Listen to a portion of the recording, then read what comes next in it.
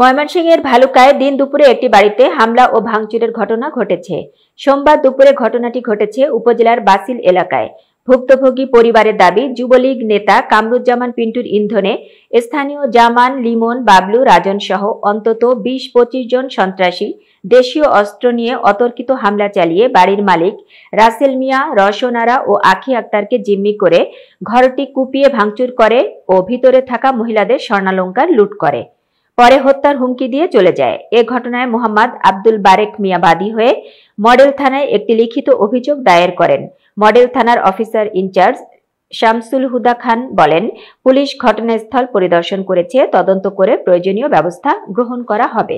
আমার ঘরটা ভাঙচুর করছে, আমাকে জিম্মি করে আমার ঘরের সকল মালামাল ভাঙচুর করছে, নিয়ে নিছে এবং এইটার আমি সঠিক সুষ্ঠু বিচার চাই।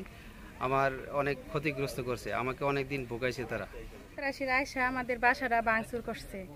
আমরা 5 দিন আগে ঘর করছি, এখন এই বসত বাড়ি গুলা আমাদেরকে জিম্মা করিয়া পরে তারা এইগুলা ভাঙছে। মানে এইগুলার বিচার চাই আমরা। এন আছে পিন্টু আছে, কালাম আছে, এই জামান মাস্টার আছে। এই যে দেখেন আমাদের ঘর দর সন্ত্রাসীরা আইসা ভাঙ্গা চেঙ্গা সব লুটপাট করে নিয়ে গেছে গা, আমাদেরকে জিম্মি করে। আমার হাজবেন্ডের মরার দশা, আমার হাজবেন্ডকে অনেক মারধর করছে। তারা তাদের জমিন বলে এটা, তারা যে ভাঙচুর করলো, তারা এখন জমি দখল করে না। কেন কেন দখল করে না? তাহলে এটা তো আমাদের জমিন।